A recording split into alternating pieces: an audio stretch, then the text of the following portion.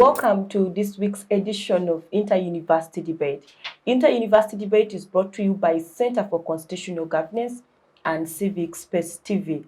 I'm your moderator for this debate. My name is Fancy Jendelake.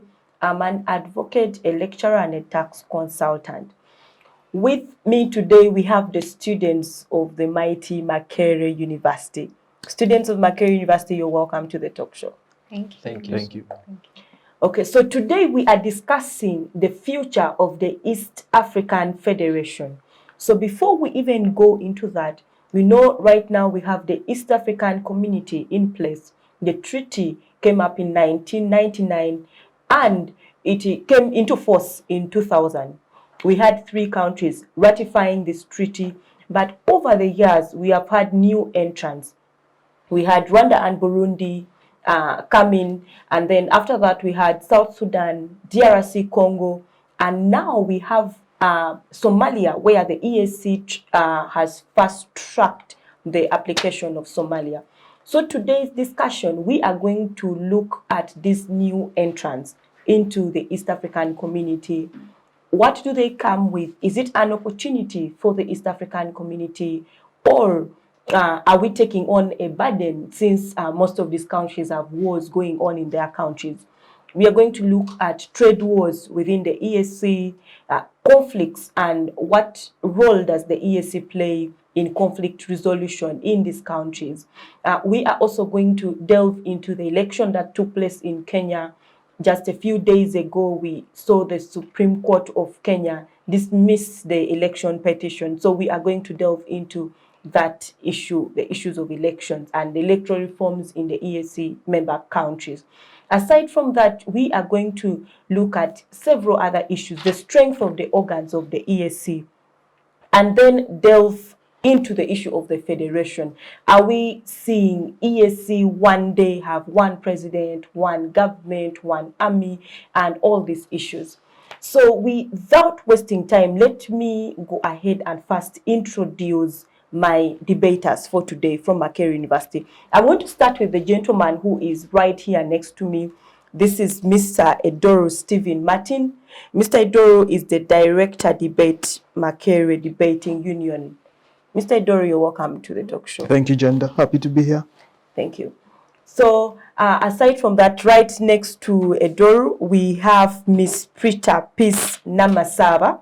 She is the local coordinator, Students for Liberty, Makerere chapter, and Director Publicity, Makerere Debating Union, and she's pursuing a Bachelor of Laws. Preta, you're welcome to the show.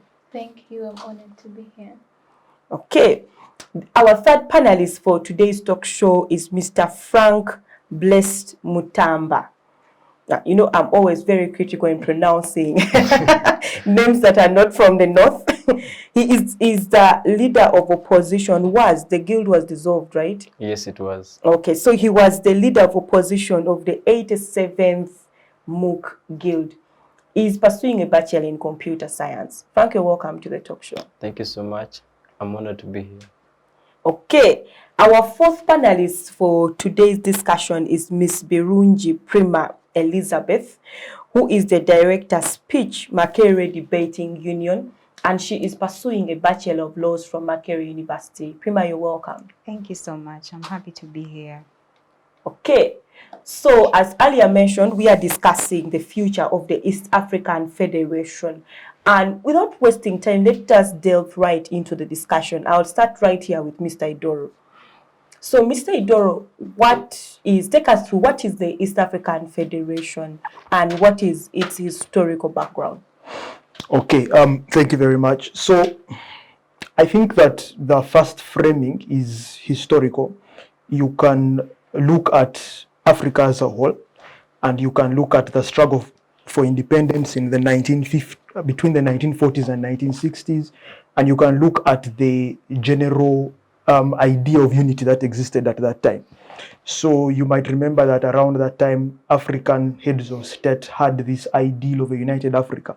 By then, the premise of the case was that an Africa that is united is an Africa that could resist imperial rule, right? So you might recall that there was a lot of solidarity then between all the African countries. But more specifically, you would recall that within the East African community, there was a specific form of unity that was emerging at that time. And that unity perhaps was born of a consideration of geographical locality, perhaps born of a consideration of historical context. But the East African countries at that time, especially the leaders then, when you look at Mr. Jomo Kenyatta, who was in Kenya at that time, Mwalimu Julius Nyerere, who was in Tanzania, and then Dr. Apollo Milton Obote, who was in Uganda. The general idea among them that existed was that they would move towards an East African community, which was really a tripartite engagement that was united. So when independence happened, in the separate countries, I think 62, 63, 61, 62, 63, you recall that then that ideal endured after independence. So the heads of state then still believed that it was incumbent upon them to move towards a united Africa, of a united East Africa. Of course, the same narrative was being pushed across the African continent. You would recall that in West Africa, where there was the Kwame Nkrumahs, there was also that general idea that we need a united front. And we can go into the discussion about how they equally formed their own blocks. But so after independence, of course, the East African Community Federation was created. But we again recall that there was a lot of historical turmoil that undermined the efforts of the integration. So you would recall that the integration was stretched quite radically, especially around the time of the leadership of Idi Amin Dada in Uganda. You would recall the ensuing conflict that saw forces from the United Republic of Tanzania cross over to push the regime of Idi Amin Dada out of Uganda. And then you can recall, the history of turmoil that existed within some of the partner states, the changes in leadership, and the overall sort of collapse. I would say that really the lack of force behind the community, that the community the idea was lost in all the ensuing challenges that existed. But that ideal was reborn, right? When leadership and guards changed in 1999, the three original states again met and said, "How do we revive the idea of the East African community?"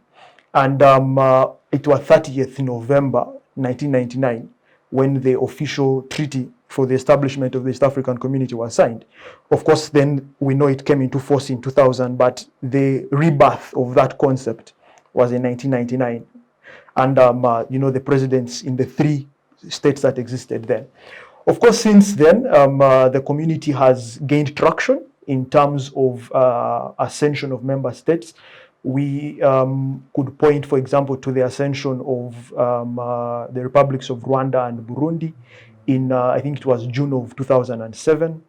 Then we recall the ascension of the Republic of South Sudan in April of 2016. And most recently, the ascension of the Democratic Republic of Congo in 2022. So that is really just the historical backing behind the community. But fundamentally, it's a group of countries that believe that we can pursue an outcome, or to speak philosophically, a destiny that is shared. And for me, that would be the understanding behind the integration. Okay, thank you, Mr. Edoru. Let me just move right to Preta.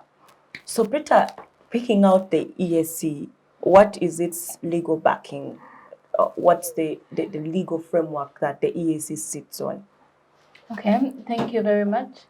So the legal regime of the ESC is founded on the protocol for the establishment of a customs market in East Africa. It was signed in 2003. So in this protocol, we see that it makes for the East African legislative body, the IALA, how the MPs are to be chosen from the individual countries. It makes for the ESCJ, the judicial part of the East African community. It talks about things like the trade barriers, trade tariffs, and how the trade is to be conducted in the market generally. So we see that the customs protocol, it sets the foundation for how the East African community was to proceed.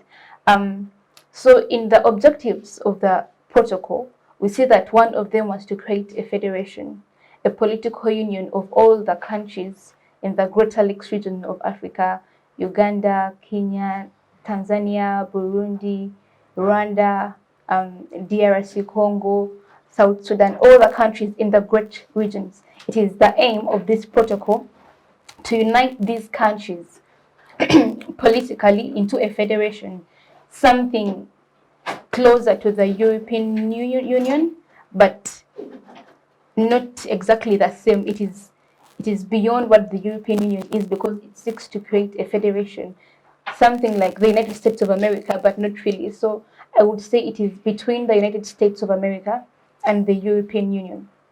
So we see that from this customs protocol, the EAC has gone to create more treaties, because as the years proceed, there are emerging issues, like, customs barriers at the borders and all of that.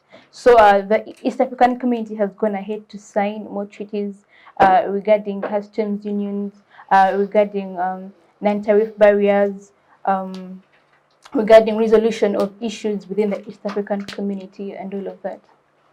Okay, thank you. Thank you for that legal background of the EAC, and also for bringing out the fact that the federation is a proposal by the EAC. So what we have right now is the East African community, and then the federation is a proposal, right? Okay, thank you. So let me move to Frank. So Frank, why the EAC? Why all these countries? We had from Edoru, it says the EAC, right from its history, I mean the countries within the East African region, right historically, they tried to form a union. And then we have also seen other blocks like West Africa, South Africa, and the rest of the parts of the world. So why the need for these countries to come together and form a union? Yeah, okay. So these countries had to come together because of a number of reasons, and one of them, we can say, it's trade. So when these countries came together, there was a possibility of them starting to trade in a better way, like they were trading before, because we realized that when the ESC came up, there was free movement of people across the borders. It would take you, for example, years back, you would need a passport to cross from Uganda to Tanzania. And now when the federation came up, there was free movement of the citizens of the federation or the East African community. So you just need like a national ID to cross from Uganda to Tanzania. So even if you had your goods and you wanted to sell them to people in Kenya or any other member state, you could actually do it because of the federation. So this fosters development in the different countries or the states, as we could call them. And the other reason was about political unification. As earlier mentioned by the first speaker, during the 1970s, we had a challenge in the community where we had the president, Idi Amin Dada, who was termed as a dictator. So when they were trying to overthrow him, we saw Dr. Milton Obote, who was in Tanzania, and they were trying to organize with the current president of Uganda. And we saw how Tanzania helped them to try to remove the dictator. So when the communities together, there is always political unification, whereby if there is a political challenge, they can always come together and solve it as one people. And the other point was about how they would deal with internal. Of course, political instability can also be caused by external factors.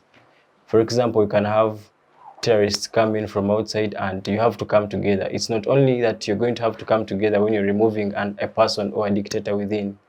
So, like dealing with the terrorists, they have a standby army whereby they can always deal with that.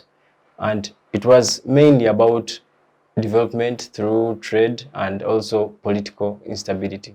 That's all I have. Okay, thank you. So let me move to Primah. So Primah, looking at the EAC, and Frank brought out why it was formed. What are some of the achievements that we have so far seen from the EAC?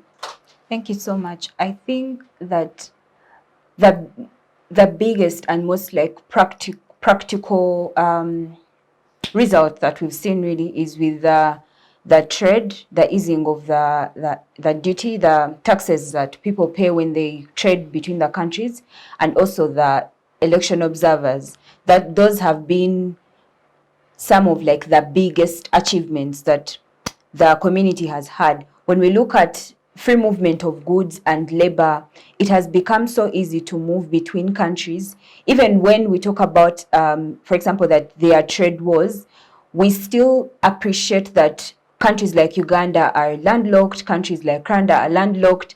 And if we look at a situation where there was no community at all, it would have been much worse for them to import or export goods, even out of Africa itself, like out of, if say we are trading coffee or we are whatever we try to do. So having this community around has kind of reduced the taxes that these people have to pay. And because much of the problems that we are trying to solve in Africa really are economic problems, are problems of poverty. Right now, you see that, for example, in the legal profession, a lawyer from Uganda can easily practice in Kenya, or someone can actually do the bar course of Kenya and do the same in Uganda. They can practice cross-border because of the East African community. So when we look at the workforce, when we look at trading of goods, when we look at the election observers, actually, when Dr. Jakaya Chikwete was commissioning the observers, he particularly mentioned that whatever happens in those elections was pertinent to what is going to happen in the rest of the community. Like what he was trying to say was that it concerns us what happens there because we are sort of like one. So what that means is that for peace, we have moved a certain place. Even when we consider the challenges that are there, we appreciate that if the community was not there, the situation maybe would have been worse. So the appreciation comes in the free movement of labor, the appreciation comes in the trade, the appreciation comes in at least now countries being okay with the fact that observers are going to come from like other states in East Africa to be a part of the whole process and to ensure that it is free, it is fair. And having those people there also creates a certain form of accountability within the states. So I think that those are some of the achievements.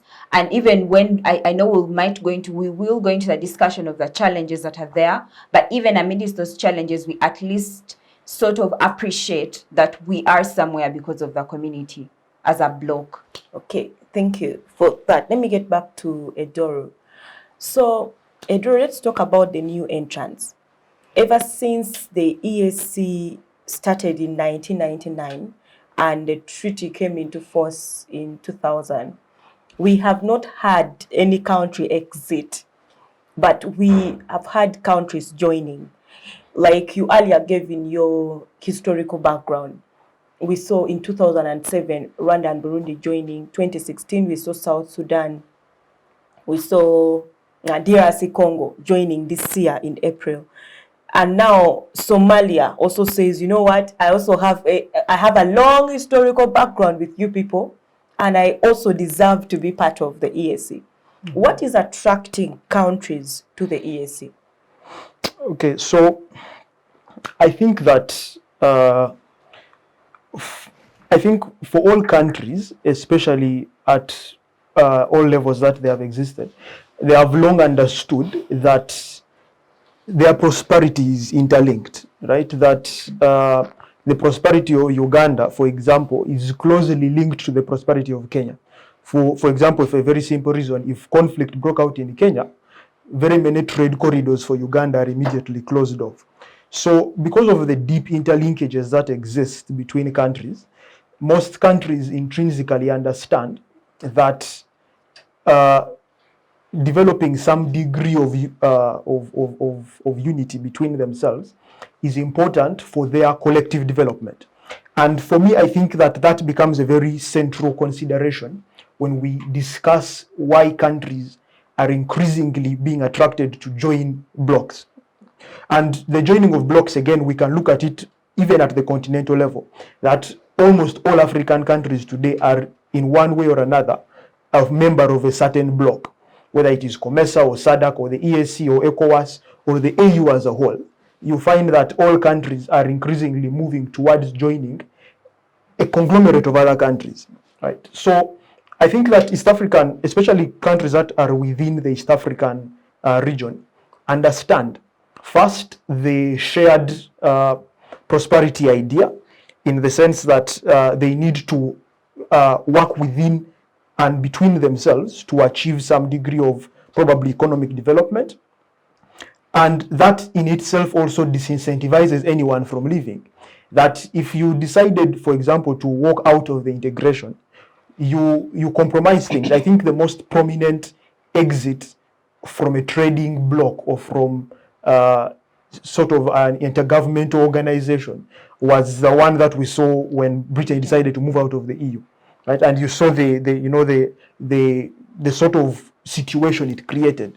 If, for example, you observe markets and you observe how investors move international finance and capital, you know that investors were worried about that type of exit, right? So a country moving out of an integration is always a worrying thing, especially from an economic perspective.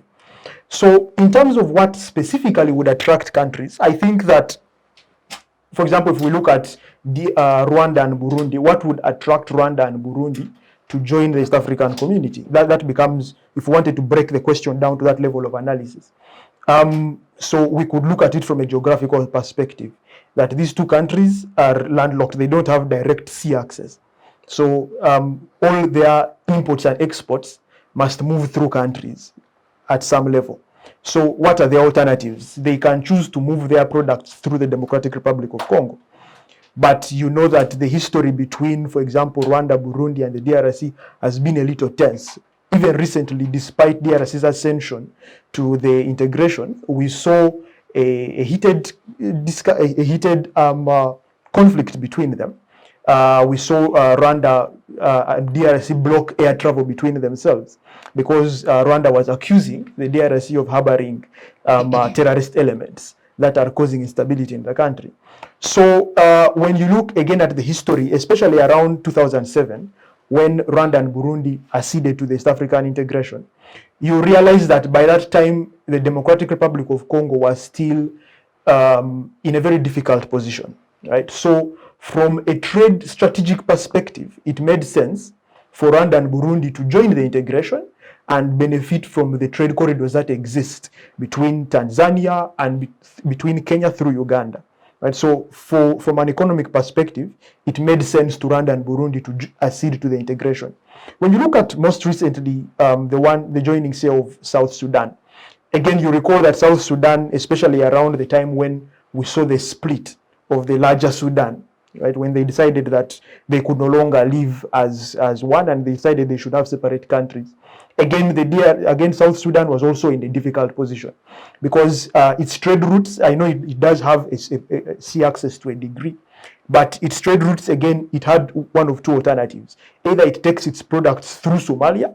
Again, Somalia was also in a very difficult position, or it takes it through Kenya. Now, you recall that because of also the instability that existed within South Sudan, border access was also a question because there were a lot of security considerations. So again, it made sense for South Sudan to accede to the community and also benefit from the existing frameworks that already existed.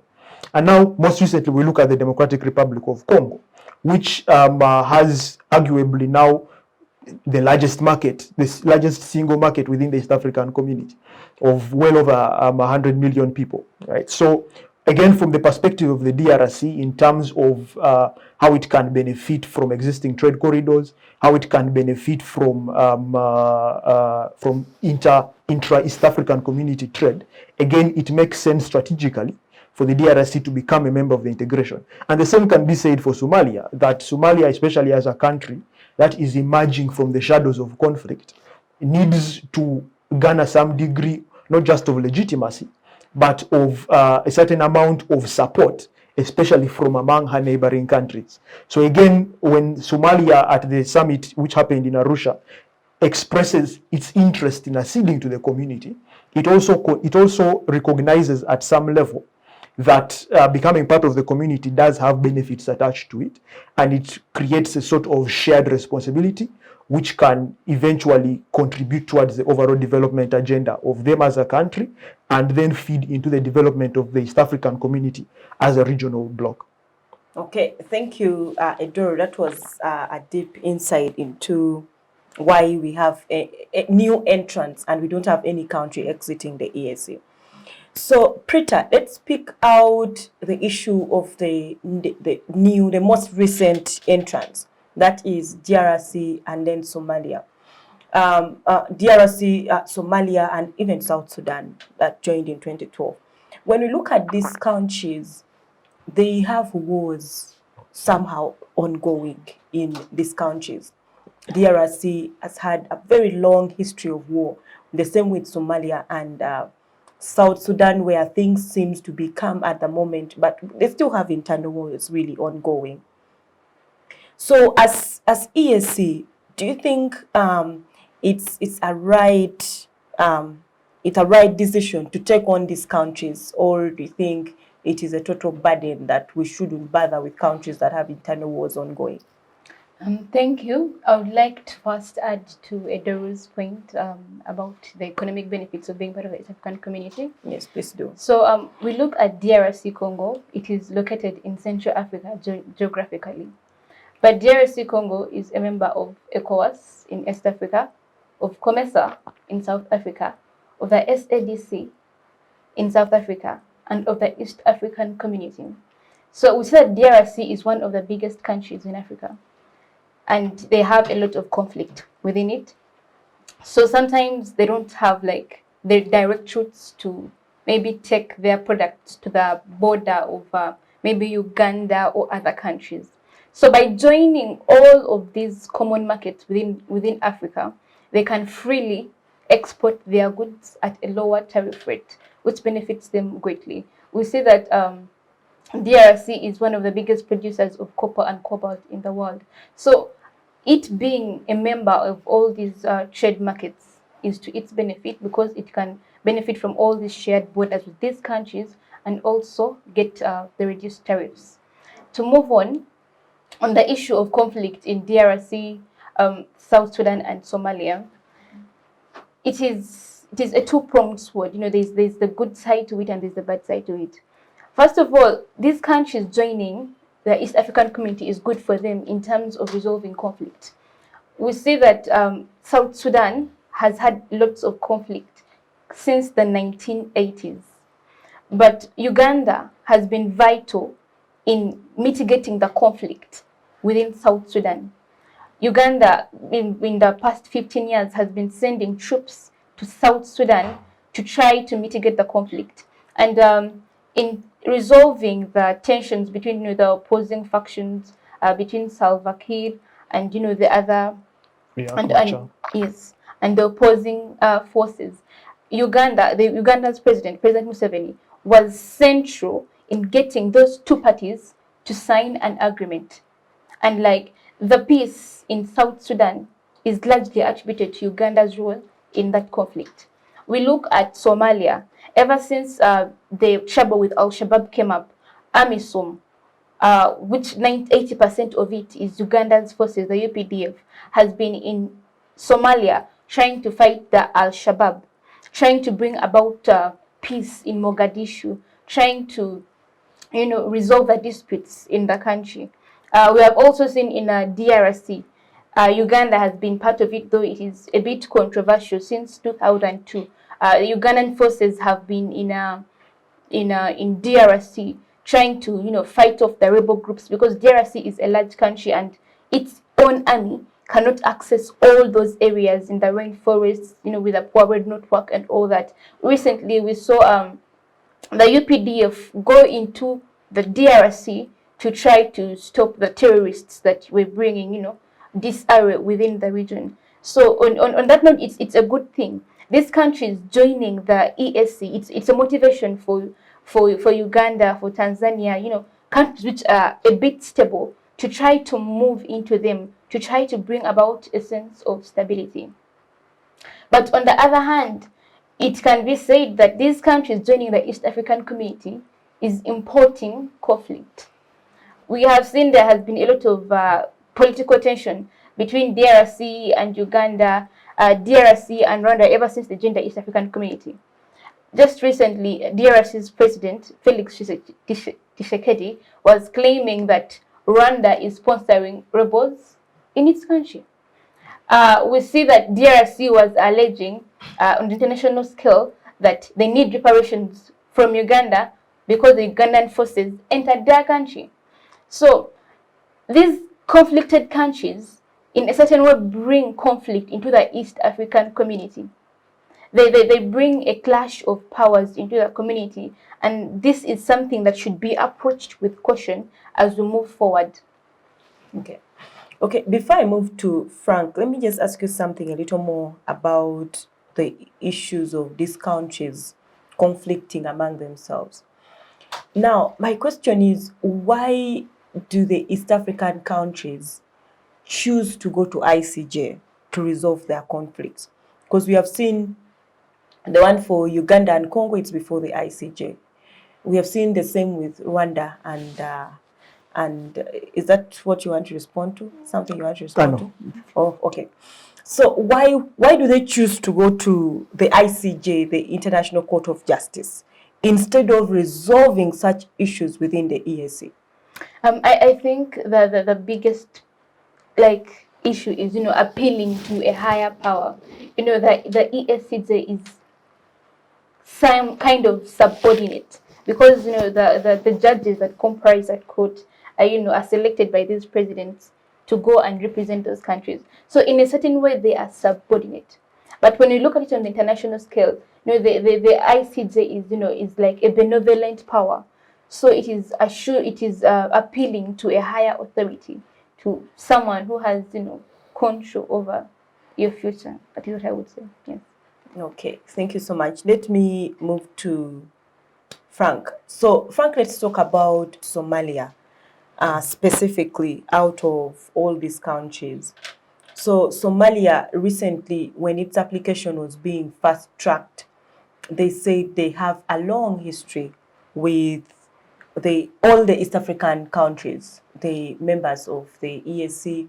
They talked about, when the Indians, when the railway was being built, the East African railway was being built, Indian coolies actually came after us.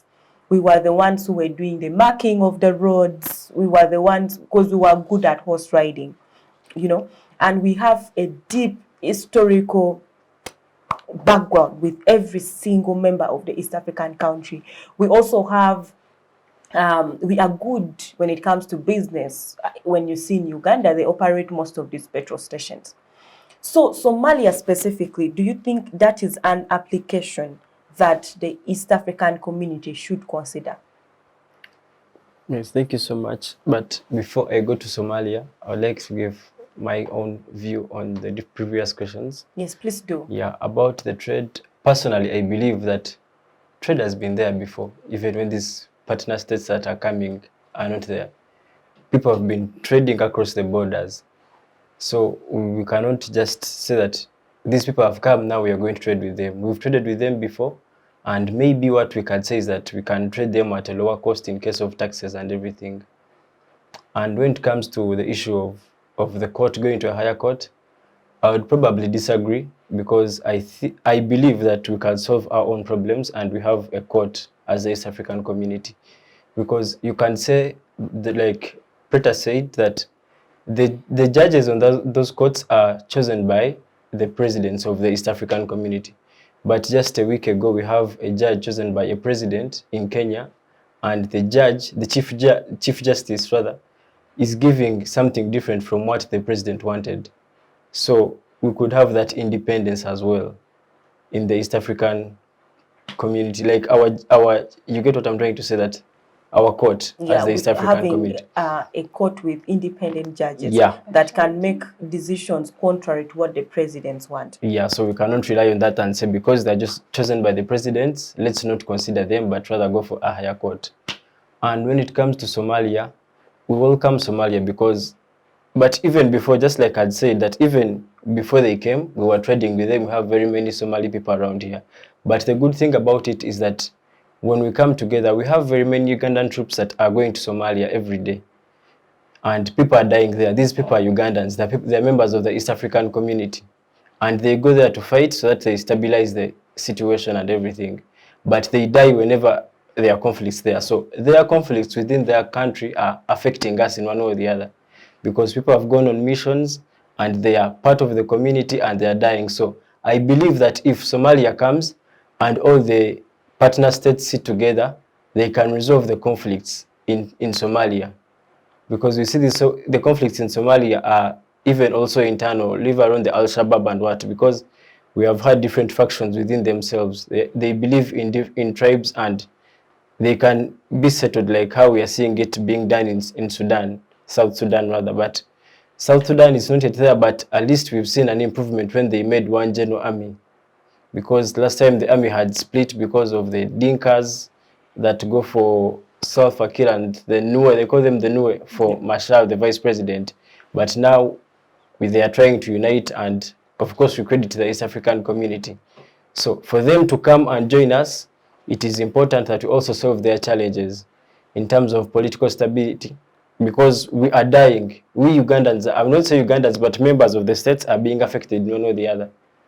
We have families and everything. So if they come together, yes, they are coming with conflicts, but it's better we solve them, because in terms of trade, the trade has been happening according to my thinking or my opinion. The trade has been happening, and I don't see Ugandans going to Somalia to trade, but of course they are there that are carrying out the trade.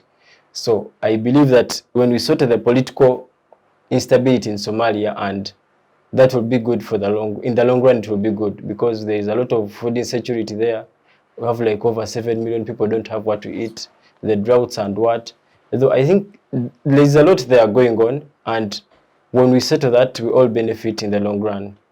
That's my take on that. Okay, thank you. Let me bring Primah into the discussion. So, Primah, we are talking about conflicts in these countries. But my question to you is, what role does the EAC even play in conflict resolution within its member states? Thank you so much. I first want to make a comment on the question of the ICJ. It's important for us to uphold and realize that our countries are party to different statutes that make us subject to certain courts for certain crimes. So it would not be okay if the ESCG tried, say, CONI for crimes against humanity that are subject to maybe like the ICJ. So ICC. So if we are party to certain statutes that make us liable for certain crimes in certain courts, then it is only it is very okay. It is only legal. That we stick to those kinds of orders so that we don't break the way that things have been done. So, but again, to go back to your question, what like the role of these states, like I mentioned earlier, that what happens in one state affects the other state. And one of the most visible ways that, for example, we see is that when there is a war in South Sudan, refugees will move into Uganda, and now that becomes a burden for us as well. So when there is a war in a neighboring country, that creates a certain burden. Either the conflict will pass on into our country, or refugees will come into this country, and all those, because we are still dealing with a lot of system breakdowns that might not be able to handle these things. So what the role then is that when there is a conflict, presidents could come together, and maybe if they have a solution, they could talk or pass it on to another country. And you look at the conflict between Uganda and Rwanda that recently happened, you see that the community came in to sort of try to settle those conflicts. So the community then becomes a sort of a round table where where presidents or whatever countries are experiencing the conflict can come together and talk about things. Again, I like to see the world where there is a community and a world where there is not a community. That world where there wasn't a community would be each state for its own and good for us all, which does not work right now in the world that we are living in. It's a world that is very interconnected, that where you see that, for example, COVID easily came in because of just travel, right?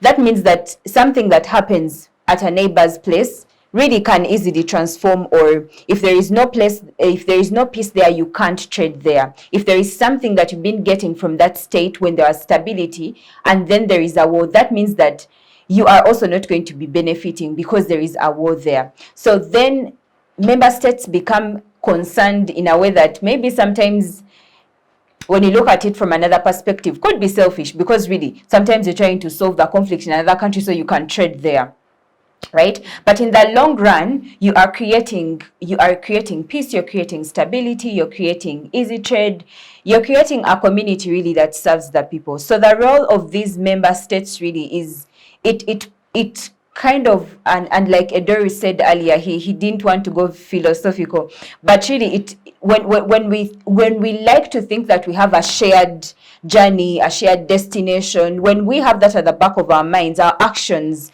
change even towards the way that we resolve conflicts and how and what terms that we decide to resolve the conflicts at. So really, the major role that the ESC does here in conflict resolution is providing that platform where we assume that we have a certain goal that is uniform, that is for us all. So it only serves us as all the members to try to resolve a conflict that is in a neighboring state.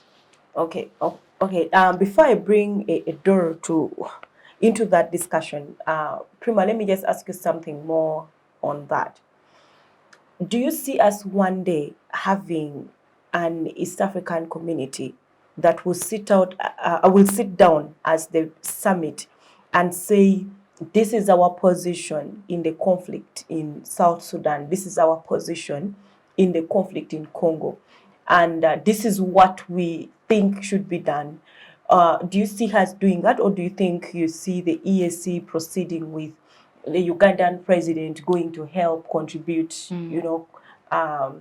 troops, and then try to bring the different people to sign an agreement? I think it's very possible, but it also now goes back to individual leaders of these different countries. It goes back to the character of the person that you have there leading the people. But why I very much think it is possible is because now we work in a world where people mind about like their foreign policies and appearances and what that at the end has in terms of democracy on their state, in terms of stability, in terms of acceptance of the government. Because you see that there's been situations where a president comes and other presidents around will just refuse and say that you are not a legitimate leader. So why I think very much that is possible is because now the people that come into power are very mindful of what kind of messages they are sending out, what kind of foreign policies they are adopting. Do they have stability around? Will they have support? Will they easily pass policies with these neighboring states? So that is why I very much think it's possible. The reason I think that it is not yet something that is happening, even if it is possible, is because, again, of the differences that we have. You see that we are not yet at the same kind of footing for these states, because some are experiencing conflict, some members are supporting a certain person, other people are not supporting that certain person. And you see that the rate at which our elections happen also kind of creates it creates a kind of problem that maybe you finish an election. It's 2022. We are almost just out of the Kenyan election. Very soon, the Ugandan election will be happening. So the period of peace that you see is relatively very small, that you will see maybe peace happening for a year or two, and then boom, we are back into an election. A president is supporting this person to be in power, the other is not, and then we'll have another election. So you see that we are not yet really because we are not at the same place at the same pace at which we are moving, then it is not yet very possible. Okay, thank you. Let me have Edoru add something to that. Okay, so I'm going to then I'll do about two things. The first is we discuss the idea of an East African community that has the force to implement things as it sees fit, right? So where it thinks that there is something wrong, it can inform a position on the same. I think that the community has done that. So for example, when there was a conflict in DRC, when the peace and security meeting happened in Nairobi, there was talk about a joint force, right? Under then the leadership of Summit President Uhuru Kenyatta, who is now the former president of Kenya. So I think that the community has indeed informed in some situations its position on certain things. But I think that the discussion there is a little deeper than that, especially if we start it from the broader consideration.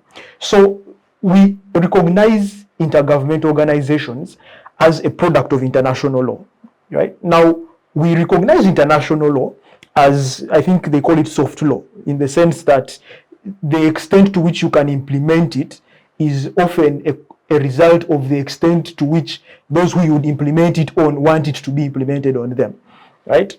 Now, for that one, again, we borrow examples. I think that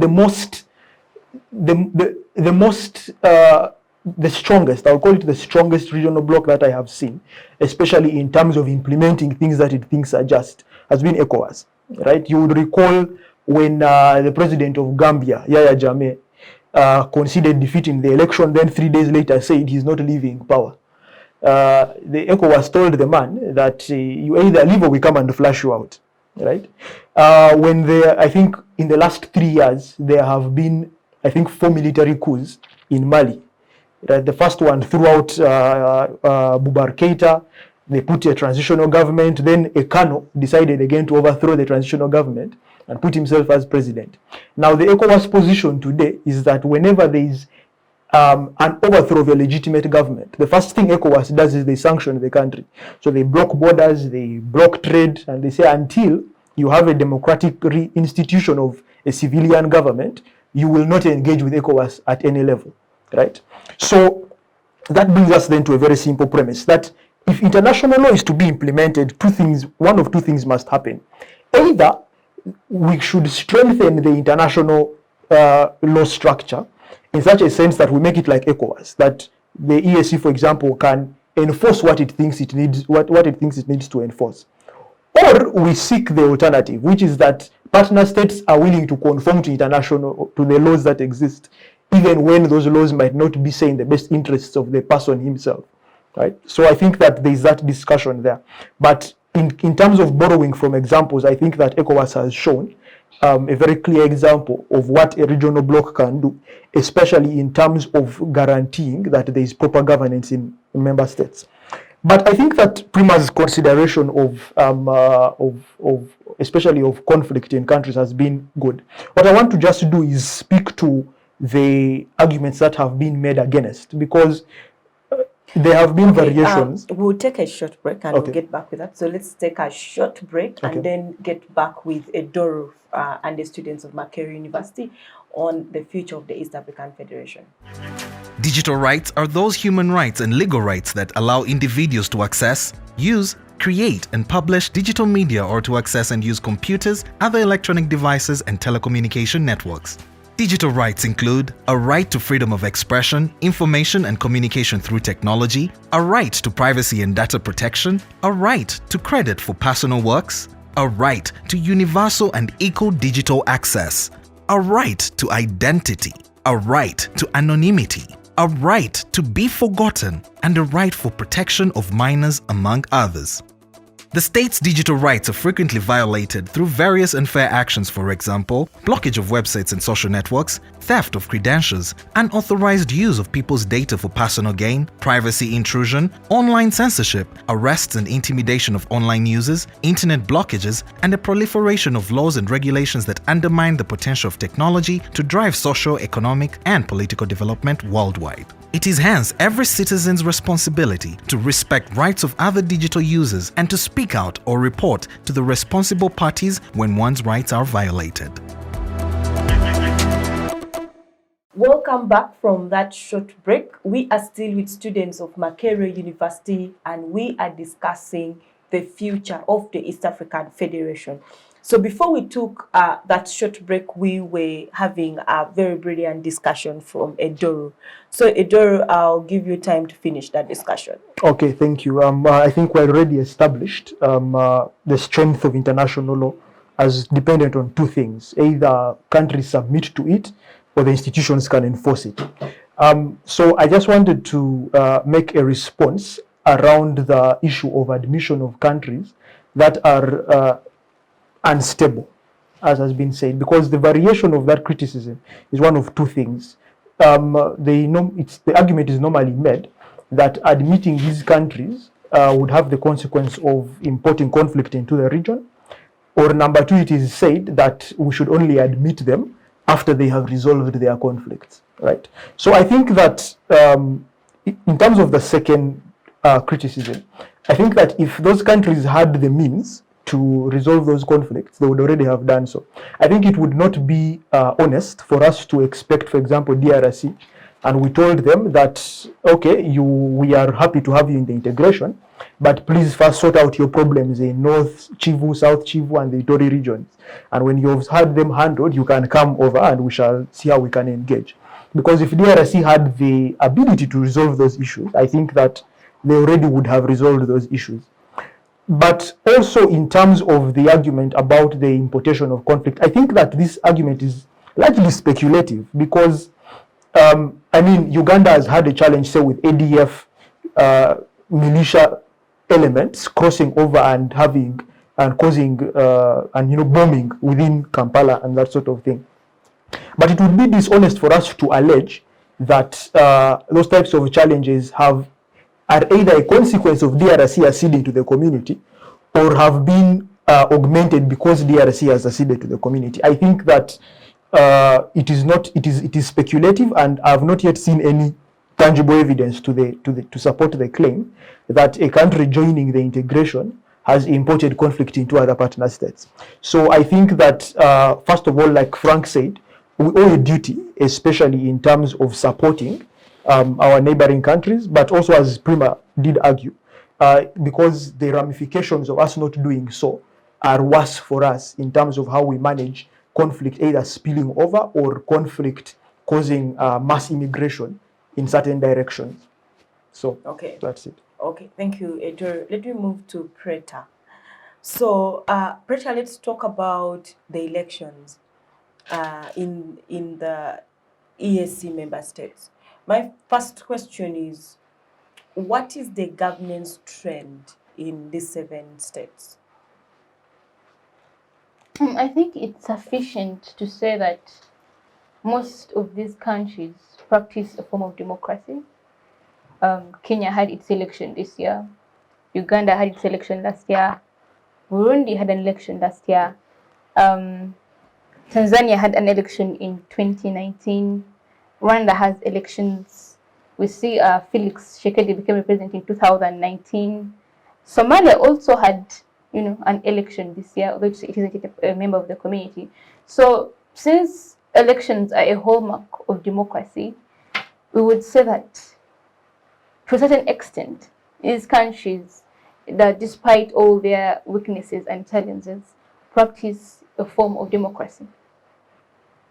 Okay, let me move to Frank. So, Frank, we just got back from Kenyan elections. Yes. And this week, right? The week that is ending tomorrow. Yeah, we saw the Supreme Court of Kenya dismissing the election petition from Raila Odinga. And then we have seen all over social media people comparing the Kenyan election to elections in different countries. We have seen Ugandans compare election that took place in Kenya to our own elections in Uganda. Is there a lesson that these countries have to learn from the Kenyan election? Yes, there are very many lessons that we learn from the Kenya election. For example, I'll talk about election violence. In 2007, we had Kenya engage in election violence after Raila had lost.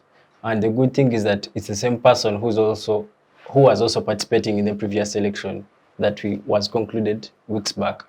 So we had a case whereby people, over 1,000 people dying, trying to kill themselves with machetes because they were the Raila faction that had lost and they were not believing in the results that had happened. And years later, this is the very country that is so peaceful, and they have gone to court, and I think we should just accept the way they are using their courts, because court was there even in 2007, but they did not go there, but they rather got machetes and started killing each other, the Chikuyus and the Luos. So I think Kenya has developed in terms of election violence. You know, election violence sometimes is not about like what people think in Uganda, where we have state or police or anything beating up people, but people themselves can do what? Can choose to be violent, because the violence is like you're not believing in democracy. If you believe in democracy, you're supporting Raila. Let's vote Raila and I'll vote Ruto, and then we shall go with what comes. But whenever we find people doing the violence, I think that's not believing in democracy. What we can take is the organization of the IEBC. First, for me, I would take the forms and how the forms are done.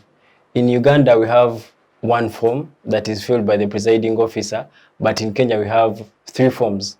The first form is the 34A. This is filled at the polling station by the presiding officer. It has the member of parliament, the president, and all, like the normal form we have here. And then from 34B, we have the 34A, then we have the 34B. The 34B is on constituency level, in that it is filled by the returning officer. So the presiding officer from the polling station hands in results to the returning officer, and then the returning officer fills the form 34B, whereby we are seeing that transition, that we have another form at constituency level. Even Kenya has districts, just like we have districts. But in Uganda, we don't have that thing on the constituency level. So 34B, then from 34B, there is 34C. This is one that is read by Chebukati, the top man at the top. Like, from what you've got from the constituency, they gather all from the different constituencies, and then they form that 34C, the one they read to the nation. And there is always that verification process. They go back and confirm. So it's a process that helps everyone to follow up easily. Imagine in Uganda, you have polling stations, you have like over 3,000 polling stations, and there is that one form. You all have to follow up with one form from the entire country that is going to be read by the commissioner, the chairman of the commission, and everything. So yeah, by Justice Kamukam. And so I'm just looking at the forms and how they are treating the forms, and also the publication. Though I somehow don't like the way they did that.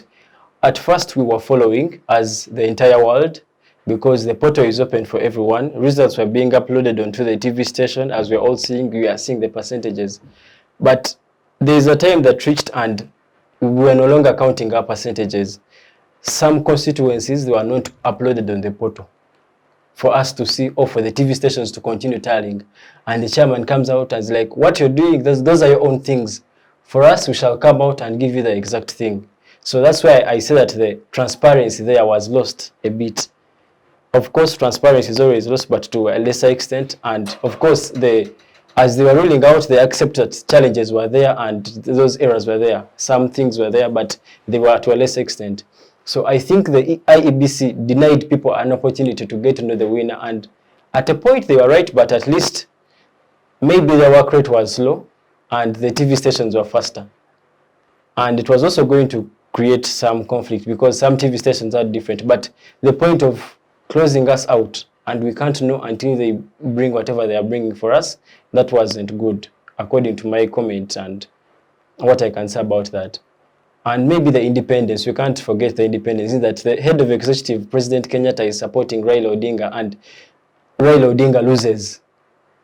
And the court, which has a person that was appointed by the same president, Uhuru Kenyatta, is not in the favor of the president, and the president is like, we are not happy with this, but this is constitutional. So the independence and the people, I think it's in the nature of the people, because the justice said, like years back, the same people were fighting, and we haven't had any fights. We haven't seen any people fighting that are saying the results were not good, let's go and fight again. So the thing about election violence, what I can comment, that how Kenya ended the election violence is that they adopted, the people themselves changed, or they allowed the change. And when I talk about some other, we have had, of course, in terms of elections, Kenya, I think, is the best so far. We can rate it like, I think, 8 out of 10, and according to me. But in other countries, like we have Rwanda, we have a lot of complaints from people from Rwanda, in that people who are participating in the election, the ones that are running for presidency, are later arrested and they are accused of being rebels.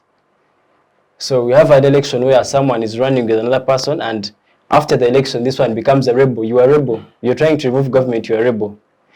And the winner wins with 99%.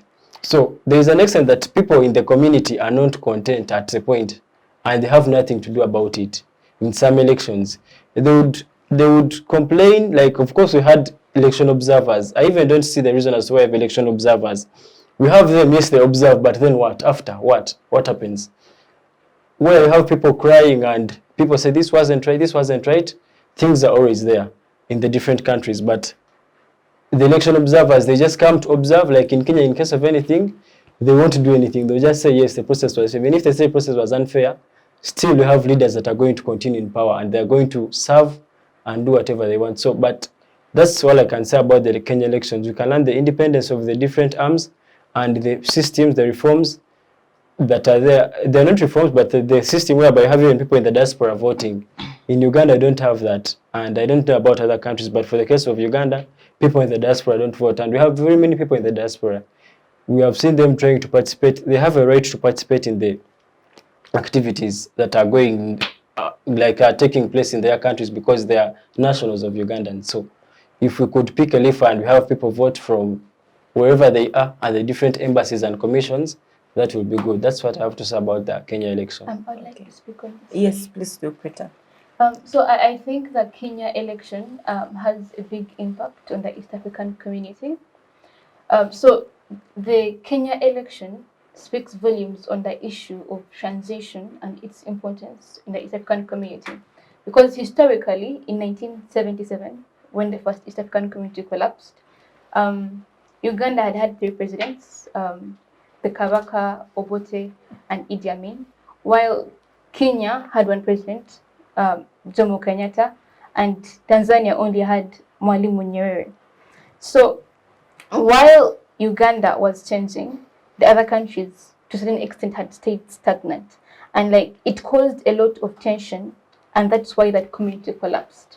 But this Kenya election shows that the landscapes in these countries are changing, but the East African community is staying the same. So it eliminates, this element of having cadres in member states, presidents who are eternal, they are going nowhere. And that element of having an eternal president, an eternal ruler, it impacts negatively on the East African community. But the element of transition in these member states is good for the East African community, because it points to the dynamicism of it all. The changing landscape, but the East African community is staying the same, staying together and staying united in their goal. Also, I think that the Kenya Supreme Court decision it sets good precedent for the ESCG. Though we see that the Kenya Supreme Court is subordinate to the ESCG, it is a good judicial decision that the ESCG can follow in their court rulings. Also, you talked about how it was trending in Uganda and all these other member states. Whimsically, I would say that the Kenya election is an inspiration to all of us in the East African community. As he said, no violence. The court was impartial. It was free and fair. And for young democracies like South Sudan to witness that, it's sort of like having a role model in the region. That if Kenya did it, we too can do it. Okay, thank you. So, Primah, to conclude that discussion on elections specifically, let's speak out Uganda. Uganda has had elections over time. People have gone to court to the extent that when we saw NUP last time go to court, they said, you know what, this is not the avenue we should be resorting to. We want to withdraw our case from court. And then we have had court say, we need electoral reforms civil society, we need electoral reforms. Do you think one day we are going to see a Uganda that implements these electoral reforms? Thank you so much. There needs to be a lot of reform, because you find that many things in our law are not, for lack of a better word, some things are vague. For example, when you look at some of the reasons why electoral petitions are, say, thrown out, is because of this issue of substantiality of Yeah. like of the whatever, the if you're saying that there was rigging, how substantial is it? We need to sort of draw the line between what we mean by substantial. In Uganda, where we have issues of say that maybe the number you're presenting as having been reached would not have, even if we added it, it would not have changed the outcome of the election. We need to draw the line there, what we mean by substantial.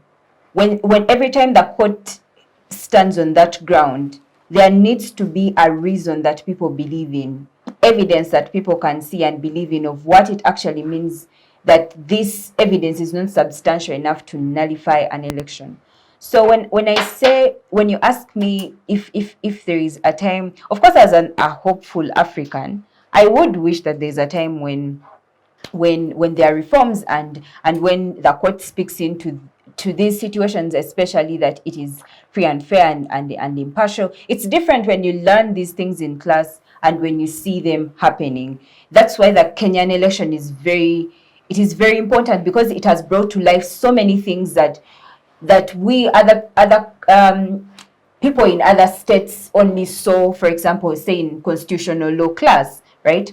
So when you ask me if I see a country or Uganda maybe doing the same thing, I'm still standing on the ground that we need to have certain reforms in our laws, and we need to be at a place where we are certain that there is a distinction in the arms of government, but also we need to be at a place where we don't have external bodies speaking into the judiciary and speaking into what kind of laws we have when it comes to election. We need to have that sort of separation between the executive and the judiciary. Before we have that, it's going to be a little bit hard, because you still see dissenting judges, for example, being, say, framed, and all these kinds of situations. Whenever the judiciary or judicial officers don't have that kind of security and certainty in the decisions that they are going to make, even if they make them, they know that it won't amount to anything. The people themselves will not trust the system.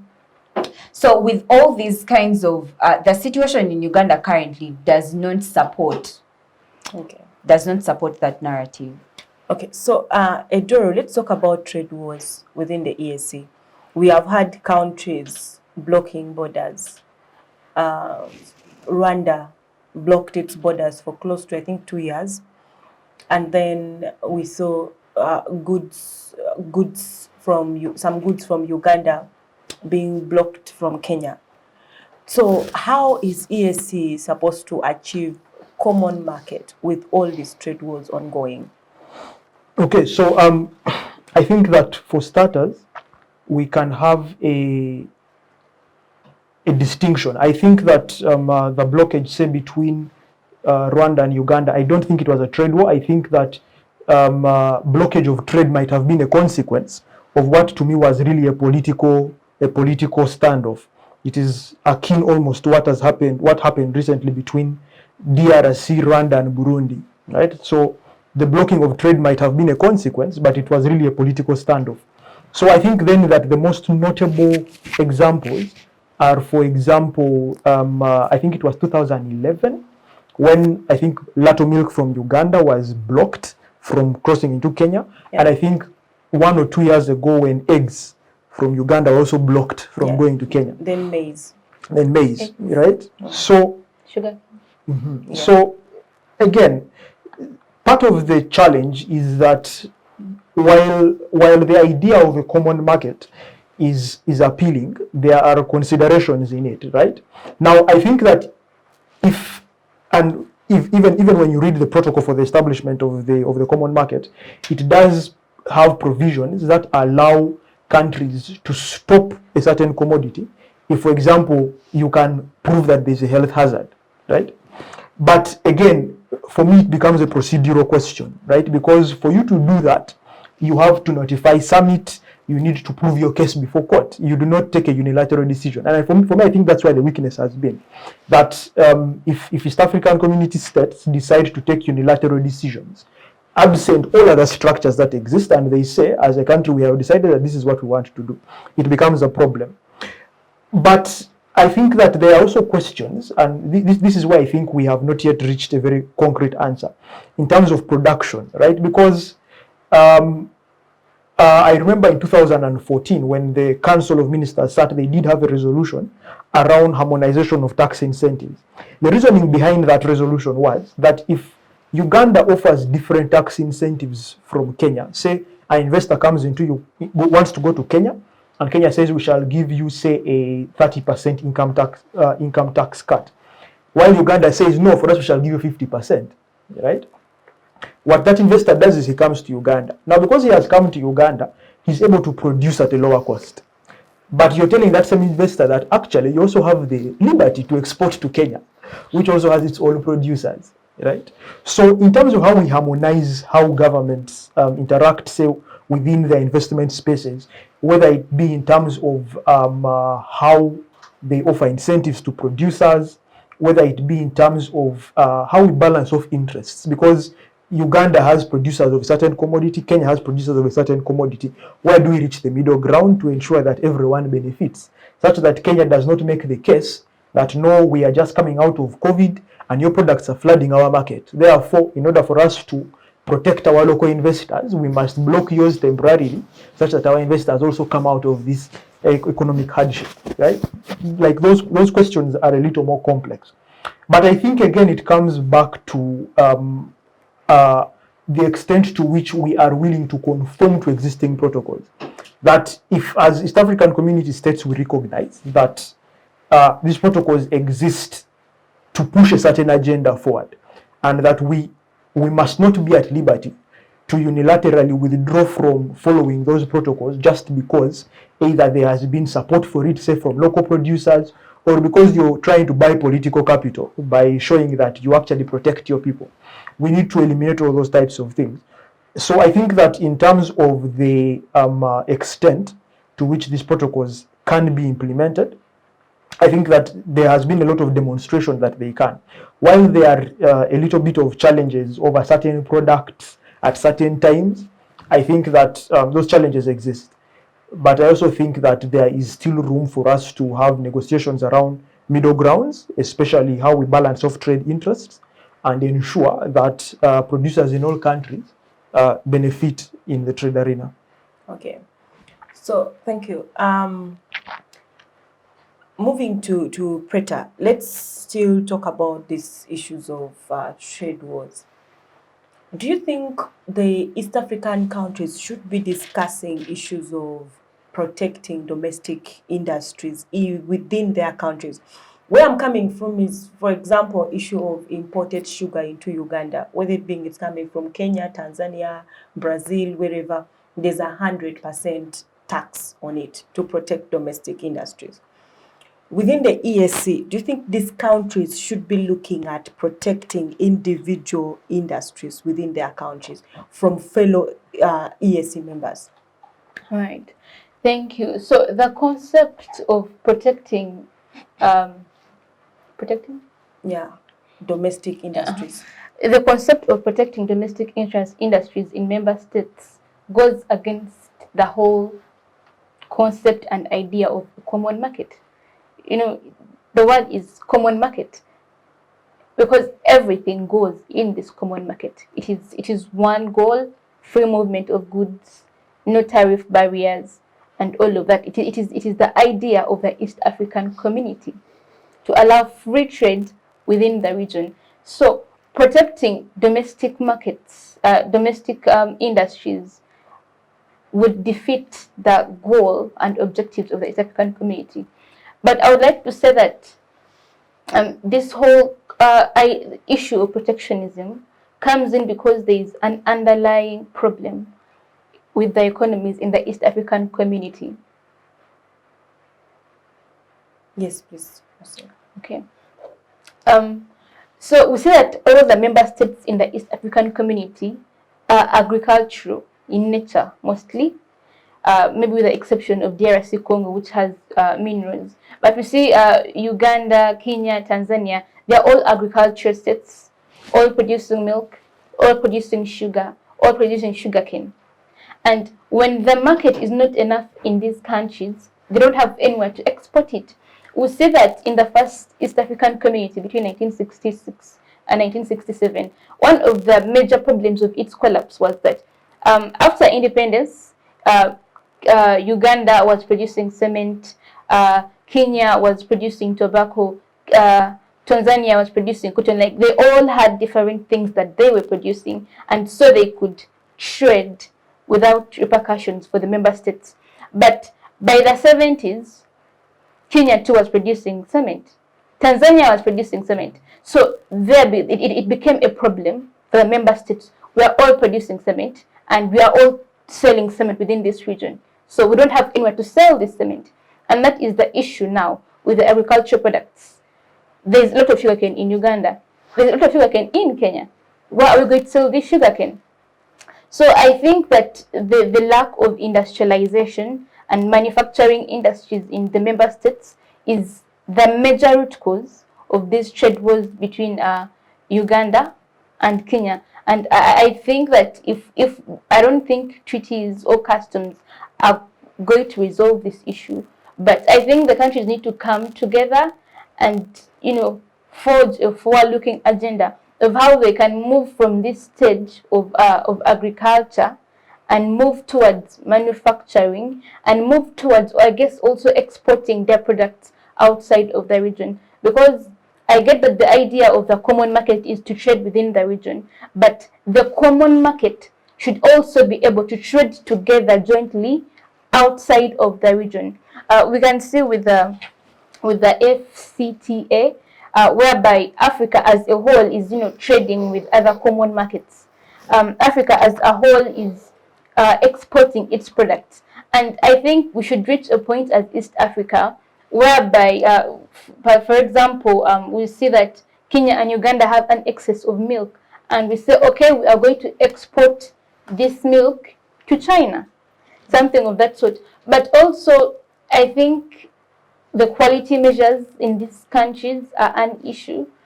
We saw that in one of the trade wars, I think 2018, you know, the exportation of milk, the quality of the Ugandan milk was a major issue. And, you know, while that is an issue in the region, it also speaks volumes about how we can't export outside of the regions because the quality of the products is lacking. So I think that is something that needs to be addressed as we move forward. Okay, as we conclude today's discussion, let my last question now go to Frank. So, Frank, what do you wish for the East African community for us to be able to properly resolve issues within it? What should we do? Like, as which issues? Political issues, or there are several issues within the EAC. We have political, we have economic, we have social, all the issues that we have discussed here. How best do you think EAC should resolve its issues? I think EAC should, of course, through engagement and dialogue. We have had them talking and sharing more, having summits and meetings. But sometime back, earlier this year, we were with my brother there, Edoru, and we faced a lot of challenges crossing on a border post. Yet we thought some things were already sure that I am a Ugandan, I am getting into Tanzania, I haven't just allowed me to have my national ID, and we really spent some good hours there. And I think that's also not good. That whereas some things are being talked about, or we have dialogue up there, let's say, should I call them the elites? I don't know how I can call them, but the message of East African Community and Federation is really finding it hard, or it hasn't reached the person down there. I don't know if you try to get what I'm saying. Is that, yes, we talk about federation, we are here talking about resolving issues, we are here talking about the president should sit down and talk about M23, we should have the trade, we should have the Swahili, we should have, but people are not really getting the message, and they're not, and also the enforcement is not good, because you go there and you're just trying to make a line at the at Mutukula border post, and the police officer is so tough at you. Is like, do this, do that. It's like as if you're not of the, you're treated like a foreigner. So that is also not bad, rather not good, because information has not yet reached down to the person down. Even in the message, some people don't know about this African community. If they know it, they really don't feel that it is important to them. So I think we should engage more of the people down. Of course, it takes steps. They have to first come from up and down, but up to down, as the message is moving from the leaders to the local people. We should spread more of the gospel and show the importance. And for this that we've already achieved, let it surely be there. Let it practically be there. Not just saying that it's there and you spend, of course, you spend like 3 hours clearing your cargo to come into Uganda or any other state. And the communities should somehow at least engage more in the political affairs of other states. Though in some international corporations and what they say is not good, but I think it's good for us as East Africa, because we have something good being done here and something bad is being done here. For example, elections. We have good elections here, and then we have a country that has never had good elections. For example, Uganda. I don't think Uganda has ever had transition of power in terms of elections. Peacefully. Yeah, no, peacefully, because from the first president, just like my colleague here said, that we had 3 presidents. We had 2 presidents. Had Milton Obote to Kabaka. That was just of change of a constitution in 1966. Kabaka to Obote. There was no election. The election was the next year, and of course the stories of the counties came in when they want to change the counties. Okay.